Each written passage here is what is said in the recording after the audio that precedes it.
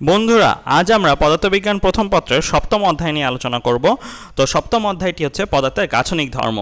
তো পদার্থের গাঠনিক ধর্ম নামটি শুনেই বুঝতে পারছো এই অধ্যায়টি কী নিয়ে আলোচনা করা হবে, সেটা হচ্ছে পদার্থ নিয়ে আলোচনা করা হবে। তো এই চ্যাপ্টারের একদম শুরুতেই চলো জেনে নেওয়া যাক পদার্থ কী আর পদার্থের শ্রেণীবিভাগ। তো পদার্থ কী? Anything that occupies mass is material, অর্থাৎ যার ভর আছে তাই পদার্থ। পদার্থকে আমরা তিন ভাগে ভাঙিয়ে বলতে পারি: কঠিন, তরল, বায়বীয়, যা আমরা সবাই জানি। তো কঠিন বা সলিড কাদেরকে বলবো? সলিড হচ্ছে তারাই যাদের শেপ বা আকৃতি ধ্রুবক আর সাথে আয়তনও ধ্রুবক, অর্থাৎ একটা সুনির্দিষ্ট আকৃতি তার থাকবে আর একটা সুনির্দিষ্ট আয়তন তার থাকবে, তাদেরকেই আমরা বলবো সলিড পদার্থ। লিকুইড কাদেরকে বলবো? যাদের আকৃতিটা ধ্রুবক থাকবে না, অর্থাৎ আকৃতি পরিবর্তন হতে পারে। খুবই স্বাভাবিক, আমরা কোনো তরলকে যখন কোনো পাত্রে রাখি তখন তরলটা সেই পাত্রের আকার ধারণ করে, তাই শেপ ধ্রুবক না। তরলের শেপটা তার পাত্রের ওপর নির্ভর করছে, তরলের ওপর নির্ভর করছে না। অর্থাৎ শেপ ধ্রুবক না, বাট আয়তনটা কিন্তু ধ্রুবক। অর্থাৎ লিকুইডের তারাই যাদের আকৃতিটা ধ্রুবক থাকছে না, বাট আয়তনটা ধ্রুবক থাকছে। গ্যাস বা বায়বীয় পদার্থ কারা? যাদের আকৃতিও ধ্রুবক না, সাথে আয়তনও ধ্রুবক না, তাদেরকে আমরা বলবো গ্যাসীয় পদার্থ। অর্থাৎ তুমি একটা রুমের কথা চিন্তা করো, ওই রুমে তুমি 20টা অক্সিজেন অণু যদি ছেড়ে দাও, তাহলে 20টা অক্সিজেন অণুর আয়তন কত? ওই রুমের আয়তনের সমান। আবার কেউ যদি 2000টা অক্সিজেন অণু ছেড়ে দেয় ওই একই রুমে, তাহলে ওই 2000টা অক্সিজেন অণুর আয়তন কত? ওই রুমের সমান। তার মানে এখানে কিন্তু 20টা অণুর আয়তন যে, সেটা কিন্তু 20টা অণুর আয়তনের ওপর নির্ভর করছে না, বরং রুমটা বা যার মধ্যে রাখা হচ্ছে তার আয়তনের ওপর নির্ভর করছে। অর্থাৎ এখানে কিন্তু তাদের স্বীয় যে আয়তন সেটা কিন্তু কনসিডার করা হচ্ছে না, বরং পাত্রের আয়তনটাই তাদের নিজস্ব আয়তন হিসেবে কনসিডার করা হচ্ছে। তো আমরা জেনে গেলাম পদার্থ কী আর পদার্থের শ্রেণীবিভাগ। তো আমাদের এই চ্যাপ্টারটাতে বেসিক্যালি সলিড একটা পোর্শন আর লিকুইড আর গ্যাস মিলে আরেকটা পোর্শন, যেটাকে আমরা মিলিতভাবে ফ্লুইডও বলি। অর্থাৎ ম্যাটেরিয়াল ইকুয়াল টু সলিড বা ফ্লুইড। সো সলিডটা নিয়ে আমাদের এই চ্যাপ্টারের একটা অংশে আলোচনা আছে, যেটা আমরা প্রথম 4 ক্লাস বা 5 ক্লাস লাগতে পারে।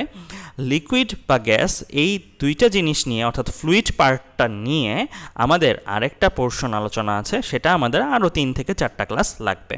তো এই চ্যাপ্টারের একদম শুরুর আলোচনা হচ্ছে আমাদের সলিড নিয়ে। তো সলিড বা কঠিন, কঠিনের তো অনেক ধর্মই আছে, বাট আমাদের এই চ্যাপ্টারে কোন ধর্মটা নিয়ে আসলে আলোচনা করা হয়েছে সেটা হচ্ছে ইলাস্টিসিটি বা স্থিতিস্থাপকতা। তো ইলাস্টিসিটি বা স্থিতিস্থাপকতা কি, তা এই অ্যানিমেশনের মাধ্যমে চলো বুঝে আসা যাক। এখানে কি দেখতে পাচ্ছ? একটা ধনুক আছে, একটা রাবার আছে, আর একটা তীরকে ছুঁড়ে মারা হচ্ছে, রাইট? এখন চিন্তা করে দেখো, এই যে এই তীরটাকে যখন ছুঁড়ে মারছে, তীরটাকে যখন টেনে রাখা হয়েছিল, তখন ধনুকটা আর রাবারটা কি তাদের স্বাভাবিক শেপে ছিল? একটু বিকৃত হয়ে গিয়েছিল না? যখন টান টান অবস্থায় রাখা হয়েছিল, তখন ধনুকটা আর রাবারটা একটু বিকৃত অবস্থায় চলে এসেছিল। অর্থাৎ বল প্রয়োগে কঠিন বস্তুটার একটা বিকৃত অবস্থা প্রাপ্তি হয়েছে। যখনই তীরটাকে ছেড়ে দেওয়া হলো, তীরটা সামনের দিকে চলে গেল, আর ধনুক আর রাবারটার কি হলো? ধনুক আর রাবারটা আবার পূর্বের অবস্থায় ফেরত আসলো। এই যে এই ঘটনাটা, বল প্রয়োগে কঠিন বস্তুটা বিকৃত হলো, ঠিক আছে, আর বল অপসারণে, বলটা যখন ছেড়ে দিলাম, অর্থাৎ তীরটা যখন ছেড়ে দিলাম, তখন কঠিনটা অর্থাৎ ধনুক আর রাবারটা আবার পূর্বের অবস্থায় ফেরত আসলো। এই যে পূর্বের অবস্থায় ফেরত আসার প্রক্রিয়াটা বা প্রবণতাটা, এটাকেই আমরা বলি বস্তুটার ইলাস্টিসিটি বা স্থিতিস্থাপকতা ধর্ম। তো একটা জিনিস চিন্তা করে দেখো, অনেকেরই কিন্তু একটা ভুল কনসেপ্ট এখানে থাকে। ইলাস্টিক কাকে বলে? যাকে টানলে বাড়ে সেই ইলাস্টিক। এই ধারণাটা কিন্তু ভুল। আসলে ধারণাটা হওয়া উচিত কীরকম? টানলে বাড়লেই সে কিন্তু ইলাস্টিক না। যেমন আমি যদি চুইংগামের কথা বলি, চুইংগাম তুমি টানবা, অনেক বাড়বে, বাট তুমি ছেড়ে দিলে সে কি আর আগের জায়গায় ফেরত আসবে? না।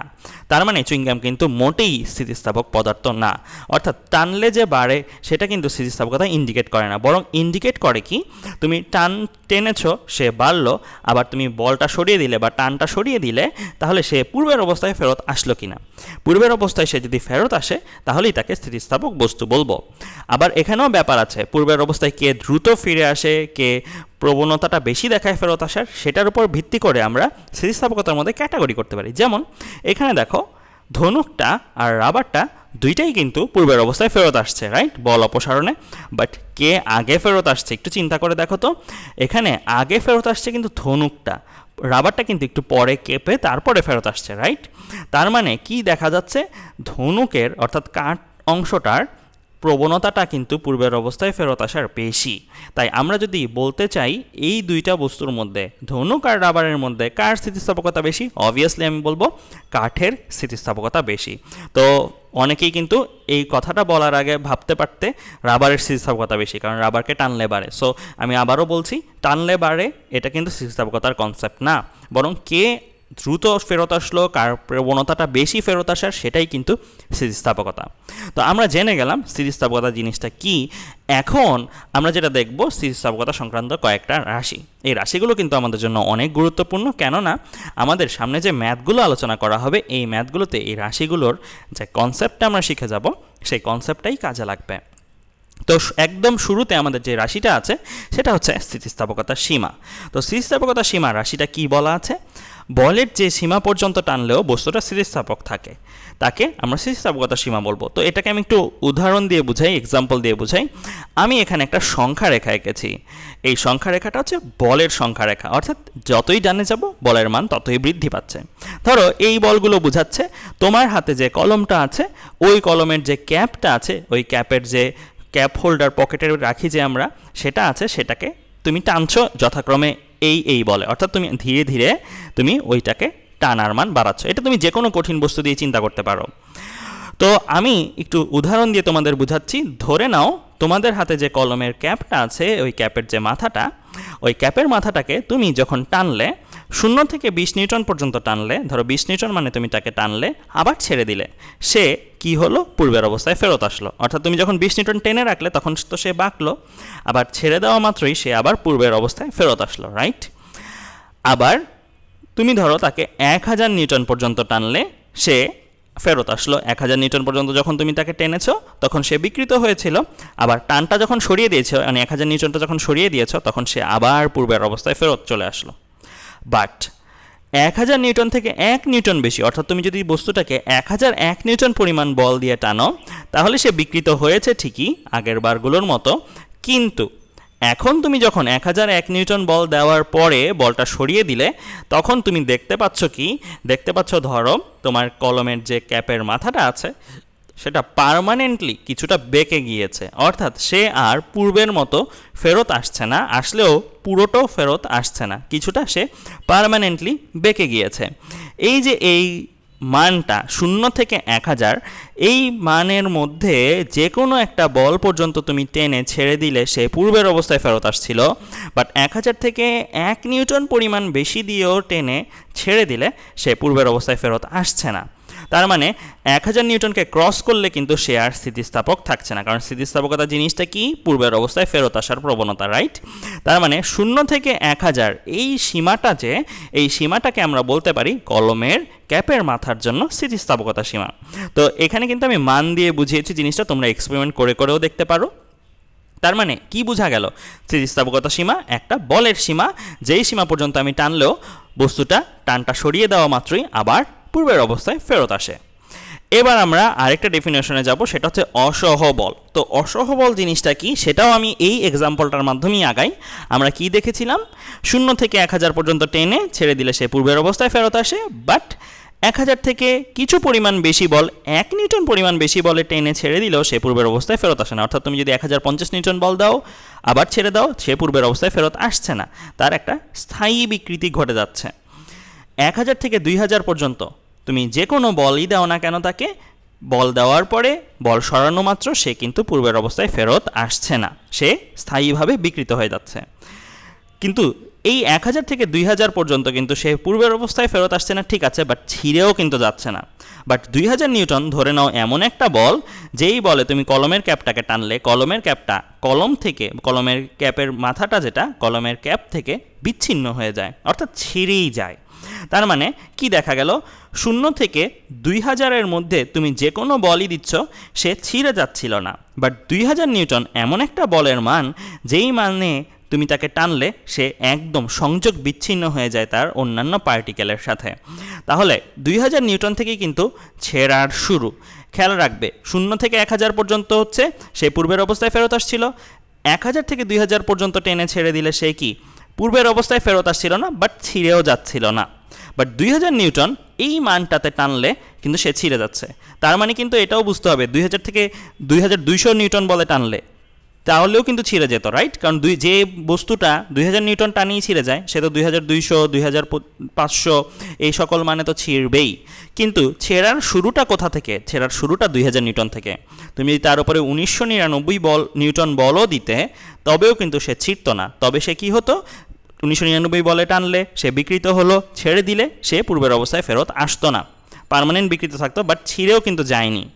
কিন্তু 2000 নিউটন থেকেই কিন্তু তার ছেঁড়ার শুরু। তাই আমরা আমাদের এই আলোচনার জন্য বলতে পারি 2000 নিউটন আসলে ওই বল যেই সর্বনিম্ন মানে বস্তুটাকে টানলে বস্তুটা ছিঁড়ে যায়। এখানে কিন্তু এই লেখাটা গুরুত্বপূর্ণ, সর্বনিম্ন মান, অর্থাৎ অসহ বল কিন্তু কোনো বলের সীমা না, বরং এটা একটা মান। আর আমাদের এখানে এই মানটাকে কত কনসিডার করছি আমরা? 2000 নিউটন। খেয়াল রাখবে 2200 নিউটনেও কিন্তু সে ছিঁড়ে যেত। আমাদের অনেকেই ভুল করে একটা, অসহ বলের সংজ্ঞা দেয় এভাবে, বলের যে মান প্রয়োগে বস্তুটি ছিঁড়ে যায়। বলের তো অনেক মান প্রয়োগে বস্তুটি ছিঁড়ে যেতে পারে। 2000 নিউটনে টানলে ছিঁড়ে যেতে পারে, 2200 নিউটনে টানলে ছিঁড়ে যেতে পারে, 3000 নিউটন টানলে ছিঁড়ে যেতে পারে, 10000 নিউটন বলে টানলে ছিঁড়ে যেতে পারে। বাট কোন মানটাকে আমরা অসহ বল বলবো? মিনিমাম যে মানে টানলে ছিঁড়ে যায়, অর্থাৎ 2000 নিউটন হচ্ছে সেই মিনিমাম মান যেটাতে টানলে ছিঁড়ে যাবে। এর চেয়ে কম মানে টানলে আর সে ছিঁড়ত না। তার মানে বোঝানো গেল এখানে স্থিতিস্থাপকতা সীমা আসলে 0 থেকে 1000, আর অসহ বল হচ্ছে 2000, এই ভ্যালুটা, এটা কোনো সীমা না। তো এরপরে আমরা যেটা দেখব সেটা হচ্ছে অসহ পীড়ন। তো অসহ পীড়ন এই জিনিসটা কি, পীড়ন নিয়ে আমাদের ডিটেলসে আলোচনা আছে বেসিক্যালি একটু পরে। তো আপাতত খালি এটা মাথায় রাখো, পীড়ন চাপের মতো একটা রাশিমালা, চাপের সাথে কিছুটা চেঞ্জ আছে সেটা আমরা বলবো পীড়ন নিয়ে আলোচনায়।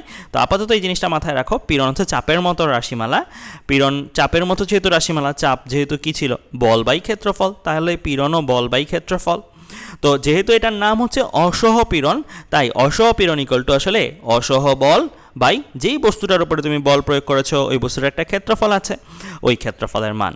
অর্থাৎ অসহ পীড়ন ইকুয়াল টু অসহ বল বাই ক্ষেত্রফল। তার মানে এটার এককও কিন্তু নিউটন পার মিটার স্কোয়ার, অর্থাৎ প্যাসকেলও বলা যায়। তো ডেফিনেশনটা কি দেওয়া আছে? প্রতি একক ক্ষেত্রফলের উপরে বলের যে সর্বনিম্ন মানের প্রয়োগে বস্তুটি ছিঁড়ে যায়। সো বলের যে সর্বনিম্ন মান এটা তো আসলে অসহ বল ছিঁড়ে যাওয়ার জন্য, আর প্রতি একক ক্ষেত্রফলে বল মানে এটা হচ্ছে বল বাই ক্ষেত্রফল। তো এটাকে আমরা বলতে পারি অসহ পীড়ন। তো আমরা জেনে গেলাম 3টা ডেফিনিশন। আরেকটা ডেফিনিশন আমাদের জানতে হবে, সেটা হচ্ছে স্থিতিস্থাপকতা ক্লান্তি। এই ঘটনাটা বোঝানোর আগে আমি তোমাদের একটু একটা তোমাদের বাস্তব জীবনে ঘটে যাওয়া একটা জিনিসের সাথে এক্সপিরিয়েন্স করাতে চাই। সেটা হচ্ছে, তোমরা তো কম বেশি সবাই সাইকেল চালিয়েছ। তো তোমরা কি খেয়াল করো যে তোমরা যখন সাইকেলটা নতুন কিনে আনো তখন সাইকেলের চেইনটা যতটা টাইট থাকে, তুমি যতই চালাবে সাইকেলটা, যতই সাইকেলটা পুরান হবে, ততই কি চেইনটা আস্তে আস্তে লুজ হয়ে যায় না? তাহলে এই লুজ হয়ে যাওয়ার কারণটা কি? এই কারণটাই আসলে স্থিতিস্থাপকতা ক্লান্তি। এটা কি বলে দেওয়া আছে দেখো তো, বলের স্থিতিস্থাপকতা সীমা পর্যন্ত বারবার টানলেও বস্তুটির স্থিতিস্থাপকতা ধর্ম লোপ পায়। এই ঘটনাকে আমরা বলব স্থিতিস্থাপকতা ক্লান্তি। এই ঘটনাটা একটু আবার এই এক্সাম্পলের মাধ্যমে বোঝাই। আমি কি বলছিলাম, 0 থেকে 1000 নিউটনে তুমি যদি টানো, ছেড়ে দাও, সে কিন্তু পূর্বের অবস্থায় ফেরত আসছে। তার মানে এইটা তার জন্য, আমার কলমের ক্যাপের মাথাটার জন্য এটা হচ্ছে স্থিতিস্থাপকতা সীমা। কিন্তু ধরো কেউ ওই কলমের মাথাটার উপরেই বারবার সে কি করছে, বারবার সে 20 নিউটন বলটা প্রয়োগ করছে। অর্থাৎ আমরা মাঝে মাঝে আমাদের খামখেয়ালি বশত কলমের মাথাটা এরকম টোকা দিই, আবার আগের জায়গায় ফেরত নিয়ে আসি, মানে জাস্ট আমাদের একটা রিফ্রেশমেন্টের জন্য আমরা এটা করতে পারি। তো বারবার ধরো 20 নিউটন বলে সে টানছে, আবার ফেরত আসছে, টানছে, আবার ফেরত আসছে। অবভিয়াসলি ফেরত আসাই উচিত, কারণ এটা সীমার মধ্যেই বল 20 নিউটন বলটা। তো 20 নিউটনে টানলাম, আবার ছেড়ে দিলাম, আবার ফেরত আসলো। কিন্তু এরকম করে যদি সে 100বার 1000বার জিনিসটা করে, অর্থাৎ 1000বার সে 20 নিউটন বল দিল, আবার 1000বার কি ফেরত আসবে না? বস্তুটাও এক সময় স্থিতিস্থাপকতা ধর্ম দেখাতে দেখাতে ক্লান্ত হয়ে যেতে পারে। তাই এখানে নামটা কিন্তু এরকম এসেছে, স্থিতিস্থাপকতা ক্লান্তি। অর্থাৎ তুমি সীমার মধ্যে বলে টানলে ছেড়ে দিলে ফেরত আসা উচিত, বাট তুমি যদি সীমার মধ্যে যে কোনো একটা বলে বারবার টানো, যেমন আমরা সাইকেল যখন চালাই, বারবার সীমার মধ্যে চেইনটার উপরে বল প্রয়োগ করছে, রাইট? টান খাচ্ছে সেটা। সো বারবার একই জিনিস তার মধ্যে ঘটছে, সীমার মধ্যেই ঘটছে। তো একটা সময় সে কি দেখা যাবে, আর ফেরত আসবে না, অর্থাৎ একটা সময় সে স্থায়ীভাবে একটু বিকৃত হয়ে যাবে, স্থায়ীভাবে একটু লম্বা হয়ে যাবে, যেটা আমরা সাইকেলের চেনের বেলায় দেখি। তো এর জন্যই মাঝে মাঝে কিন্তু চেন কাটাতে হয়, রাইট? তো আমরা স্থিতিস্থাপকতা ক্লান্তি জিনিসটা কি সেটাও জেনে গেলাম। তো আমাদের অনেকগুলো ডেফিনেশন আমাদের জানা হলো। এই ডেফিনেশনগুলো ছাড়াও আরও কয়েকটা ক্লাসিফিকেশন আমাদের জানতে হবে, সেটা হচ্ছে স্থিতিস্থাপকতার ভিত্তিতে আবার পদার্থকে 3 ভাগে ভাগ করা যায়। তো পদার্থকে কোন 3 ভাগে ভাগ করা যায় স্থিতিস্থাপকতার ভিত্তিতে, সেটা হচ্ছে নমনীয় বা অস্থিতিস্থাপক বস্তু, এটা হচ্ছে আমার প্রথম ভাগ, পূর্ণ স্থিতিস্থাপক বস্তু দ্বিতীয় ভাগ, আর দৃঢ় বস্তু এটা তৃতীয় ভাগ। তো নমনীয় বা অস্থিতিস্থাপক বস্তু কোনগুলা? নমনীয় বা অস্থিতিস্থাপক বস্তু আসলে সেই বস্তু যাদেরকে বল প্রয়োগে বিকৃত হবে, বল অপসারণে তারা আর প্রাথমিক অবস্থায় ফেরত আসবে না। এটাকে আমি একটু সহজে উদাহরণ যদি দিই, তোমাদের যে কেক, বার্থডে কেক আমরা সেলিব্রেট করি, বা পুডিং, এগুলোর কথা যদি চিন্তা করো, তো কেক বা পুডিং এগুলোকে তুমি ধরো বাড়ি দিলে, কিছু একটা দিয়ে চাপ দিলে, তাহলে কি হবে? তাহলে এটা বিকৃত হবে, রাইট? বল প্রয়োগ করেছো, বিকৃত হবে। বাট তুমি যখন চাপটা সরিয়ে নিবে, তখন কি সে আর পূর্বের অবস্থায় ফেরত আসছে? সে কিন্তু আর পূর্বের অবস্থায় ফেরত আসছে না। অর্থাৎ এই টাইপের বস্তুগুলোকে আমরা বলবো নমনীয় বা অস্থিতিস্থাপক বস্তু। চুইংগামও কিন্তু এরকম একটা বস্তুর মধ্যে পড়ে। তুমি বল প্রয়োগ করলে সে আলটিমেটলি কী হলো? বিকৃত হলো। আর বল অপসারণ করলে, বল সরিয়ে দিলে সে কিন্তু আর পূর্বের অবস্থায় ফেরত আসছে না।